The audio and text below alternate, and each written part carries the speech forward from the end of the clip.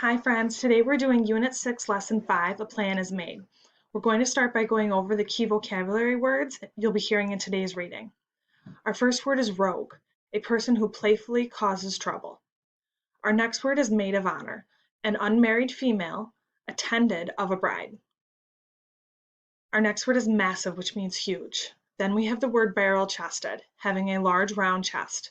Our next word is corset, a tight, stiff undergarment worn to make a woman's waist appear smaller. Our next word is dainty, small and pretty, delicate. Our next word is conceal, which means to hide.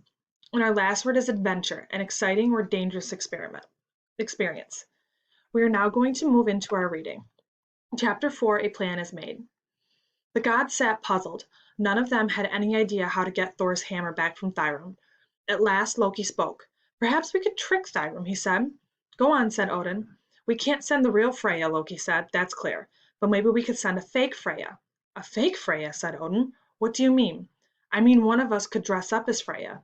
I see, said Odin. Who did you have in mind? Well, said Loki with a grin, it's Thor's hammer. Maybe he should go get it himself. What, said Thor, you want me, the great and mighty Thor, to dress up as a girl?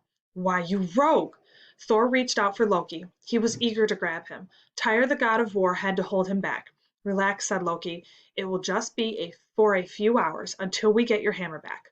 I will go with you myself. I will dress up and pretend to be your maid of honor. But Thor was having none of it.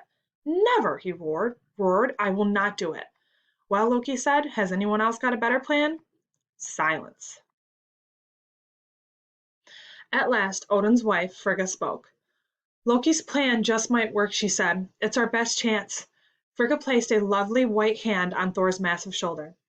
Thor, she said, I know you don't like the plan, but would you do it for me? And for Freya? Thor grumbled and groaned, but in the end he agreed. It's just for a few hours, Odin said, patting Thor on the back. A man can stand anything for a few hours. The gods sent a message to Thrym. Thrym wrote back. He announced that the wedding would take place in 8 days. 8 days later, the gods were hard at work getting Thor ready. Pull, shouted Frigga. I'm pulling as hard as I can, replied Tyr. Thor was barrel-chested and muscular. It was not easy fitting him into Freya's clothing.